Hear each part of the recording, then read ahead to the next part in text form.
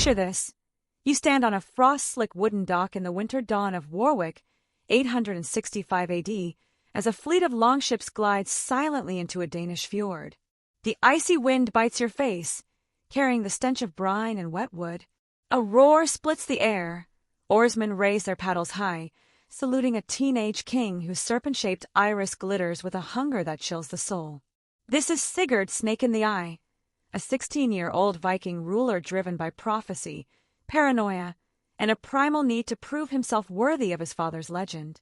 Tonight, he will demand dozens of enslaved women endure a ritual so brutal it will echo through Viking sagas in horrified whispers, or will he defy the gods and his own darkness to forge a new path? If you're gripped by the hidden truths of history, hit that like button and subscribe to join our global community of history lovers. Share where you're watching from in the comments. It's incredible to see people from every corner of the world unite to uncover the past. And if this tale of blood, power, and redemption moves you, share it with someone who needs to hear it. Let's dive into the twisted, blood-spattered saga of Sigurd Snake-in-the-Eye, a story darker than the Norse bards dared to sing. Born around 849 AD, Sigurd, known as Ormrauga or Snake-in-the-Eye, was the youngest son of Ragnar Lothbrok, the Viking hero whose name sent kings trembling across Europe. Marked at birth with a serpent-shaped iris writhing in his left eye, Sigurd was seen as a child of destiny, blessed or cursed by the gods. By 16, he was king of Denmark, a realm pulsing with ambition, vendettas, and pagan mysticism. Denmark in 865 AD was a land of ice and fire where power shifted like flows underfoot. The old gods, Odin, Thor, Freya, demanded blood and loyalty, while Christianity crept northward, carried by monks and merchants, threatening the old ways. To rule, Sigurd had to prove not just political dominance but spiritual legitimacy. Sigurd was no ordinary warrior king. Haunted by visions, obsessed with omens, riddles, and runes, he was a boy gripped by the belief that his divine right and his father's vengeance required blood, flesh, and souls. Ragnar's death, thrown into a pit of venomous snakes by Northumbrian King Aella, was no mere loss. It was a cosmic insult. For Sigurd, barely a teenager, it burned like a wound demanding retribution. Yet, his gaze wasn't fixed solely on foreign shores. Within his court, a darker obsession festered, the harem of the Blood Oath, a ritual whispered in secret, meant to bind his warriors' loyalty and sate the gods' hunger. No chronicles explicitly detail the harem, but fragments in skaldic poetry, monastic records, and later Norse tales paint a chilling picture. Dozens of captive women forced into acts of sexual submission, bloodletting, and symbolic sacrifice under threat of torture or death. It was a ceremony designed to fuse fear, lust, and religious devotion into a monstrous spectacle, orchestrated by a 16-year-old king desperate to prove his divine mandate. Sigurd's youth and volatility justified it as the will of the gods, but its roots lay in a world where power was fragile and kings had to stand out or be devoured by rivals. Mid-19th century Denmark was a crucible of tension. The old pagan gods held sway, their worship tied to violent and sexual rites meant to secure victory and fertility. Skalds chanted tales of kings who were half divine, and Sigurd was forever compared to his brothers, Ivar the Boneless, Bjorn Ironside, Halfdan Ragnarsson, men famed for their cruelty and cunning. For a 16-year-old, the stakes were clear: be a figure of terrifying power or be forgotten. The harem promised a spectacle no rival could match, blending sex, fear, and divine symbolism. But even among Vikings, there were lines decent rulers didn't cross. Sigurd's obsession threatened to shatter those boundaries. Some scholars believe the ritual drew from cults of Freya, whose followers performed rites blending sexual ecstasy and blood sacrifice. Others link it to Odin, who demanded blood and secrecy for wisdom and victory. For Sigurd, the psychological roots ran deeper. Imagine a boy king, barely old enough to grow a beard, standing at the threshold of unimaginable power yet consumed by fear that he wasn't enough. His father's shadow loomed large, his brother's legends larger still. The harem was his chance to prove he was Ragnar's true heir, to silence the whispers that he was too young, too weak, too human. Among the captives was Alfhild, a 17-year-old Frankish noblewoman seized during a raid on her father's manor. Once dressed in blue silk, now draped in rough linen, she was a symbol of innocence trapped in Sigurd's nightmare. Her life had been fine gowns, minstrels, and lavender-scented halls. Now, she faced a king whose serpent eyes saw her as a divine offering. In the great hall of Lidra, drums pounded, skalds chanted verses older than the runestones, and Sigurd, trembling with zeal and unspeakable desire, prepared to cross into darkness. His inner circle fanned the flames. Warriors eager for plunder, priests devoted to secret cults, and skalds hungry for tales of horror urged him on. Eric, a loyal jarl in his 40s with braided silver hair and eyes that had seen too many betrayals, watched with growing unease. He had served Ragnar's son since childhood and saw madness in Sigurd's serpent eye. "My king," Eric cautioned, "there are other ways to honor the gods, feasts, sacred blots. Your people already fear and love you." But Sigurd's stare snapped toward him, glittering with defiance. "Fear is not enough. The gods want flesh. They want women." The hall tightened as warriors shifted uneasily, glancing at the cluster of slaves kneeling near the fire pit. Alfhild's hollow yet defiant eyes met Sigurd's, and he spoke softly, almost tenderly. "These women are my offering. Their screams will echo across Midgard and reach Asgard." Eric opened his mouth to protest, but a single look from the young king silenced him. Outside, snow fell in deadly silence, but inside a conspiracy grew. Sigurd summoned seeresses versed in sorcery, led by Gunhild, a formidable priestess rumored to drink blood for visions. Cloaked in sealskin, her voice a whisper of wind through trees, she outlined the ritual's mechanics. The women would be paraded in fine linens and gold, forced to swear loyalty or face punishment by knife or fire. Acts of sexual humiliation and blood sacrifice would follow, each drop feeding the gods, each cry sealing Sigurd's claim as Odin's chosen. Gunhild's eyes gleamed as she spoke of a Blotbjörn, a bride of sacrifice whose noble blood would bind Sigurd's fate to the gods. Her gaze fell on Alfhild. "She will do."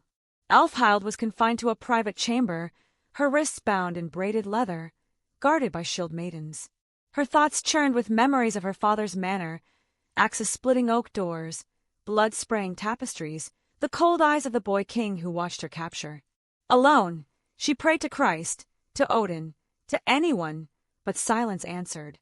Sigurd's obsession deepened. He ordered tapestries, woven with serpents coiling around naked women, a monstrous vision of the ritual to come. A dais was built in the hall, high enough for all to witness the spectacle. Eric confronted Gunhild near the stables. "Are you mad, witch? If he does this, he'll lose his people. The Saxons will call him a beast. The Christians will rally armies." Gunhild smiled coldly. "Fear is power. Let the Christians tremble. Let the skalds sing of blood and desire. Sigurd will be remembered for 1,000 winters. But for Sigurd, it was personal. Nightly dreams of Ragnar's voice demanded vengeance, whispering of a throne of skulls. He woke gasping, convinced the ritual was his only path to glory. One night, Sigurd slipped into Alfhild's chamber alone. "You are to be my Blotbjörn," he said quietly. "The gods have chosen you. You will save me." Alfhild whispered, trembling, "Please let me go. I'm just a girl." His expression cracked, revealing the terrified boy beneath the king's mask. "You must, or all is lost." He touched her hair, then left, slamming the door. The snow outside cloaked Denmark in false purity, but inside, monstrous plans gained momentum. The morning of the ritual dawned under a sky of old iron, clouds pressing down like a suffocating shroud. The great hall of Lidra was transformed into a shrine and stage, its wooden dais carved with serpents devouring their tails, valkyries raising severed heads, runes etched deep into the grain. A silver bowl brimmed with goat's blood, steaming in the chill air. Sigurd, cloaked in raven feathers, stood before warriors, shield maidens, and foreign envoys proclaiming, "Odin's ravens fly over Denmark. My father's voice calls from beyond the grave. Today, I prove Ragnar's blood runs in my veins."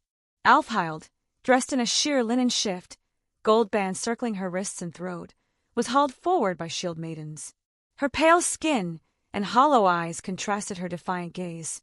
Drums thundered, and Gunhild, draped in sealskin, chanted, "Blood for the gods, flesh for the king. Sigurd raised a dagger, slicing Alfhild's palm, letting blood drip into the bowl. He kissed her savagely, smearing blood across his lips, fusing sex, blood, and kingship in a monstrous act.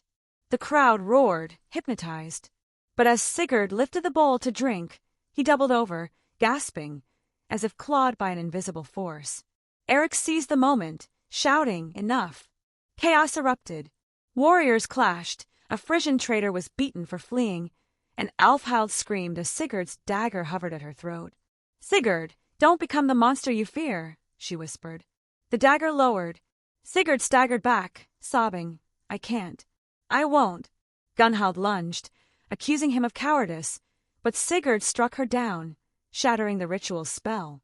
The hall gasped, the spell broken, as Alfhild slumped, blood trickling from her palm.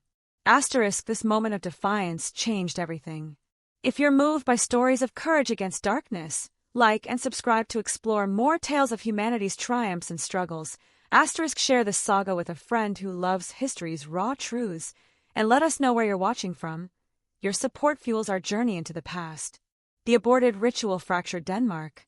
Gunhild, now a vengeful priestess, rallied warriors and priests in Viborg, branding Sigurd the king who would not bleed. Storms battered the coasts, and whispers spread that the gods were angry.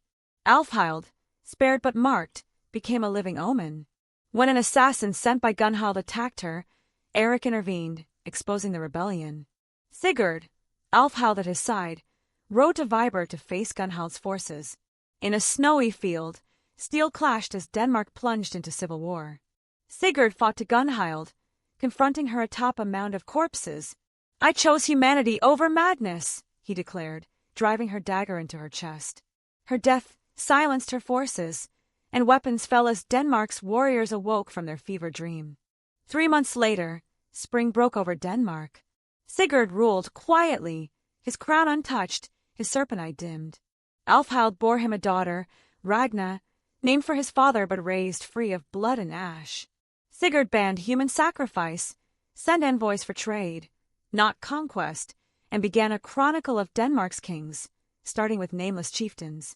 Yet whispers persisted. Some believed Gunhild's death angered the gods. A drought struck, and villagers muttered about unpaid prices. Sigurd walked among his people, unarmed, listening to the old, the wounded, the bereaved. He ruled justly, but his dreams returned to the pit, to Gunhild's furious eyes, questioning if he was wrong. Years passed. Sigurd's beard thickened with gray, his serpent eye faded. Alfhild ruled beside him, their daughter Ragna learning to read, ride, and listen. In his final year, Sigurd told Ragna his story, the pit, Gunhild, Alfhild's salvation. When she asked, "Was it worth it?" he looked at the fields, the ships, and whispered, "Ask me again in your time." Sigurd's saga ended not with conquest or gods, but with questions, scars, and a fragile peace held by choice and mercy. You've journeyed through the strange, tragic, human story of Sigurd Snake-in-the-Eye. If it left you with chills or questions, like, subscribe, and share where you're watching from. We're building a community of history lovers unafraid to face the past's pain and power. Share this tale with someone who craves stories of redemption, and stay curious, stay human. History is never just history, it's who we are.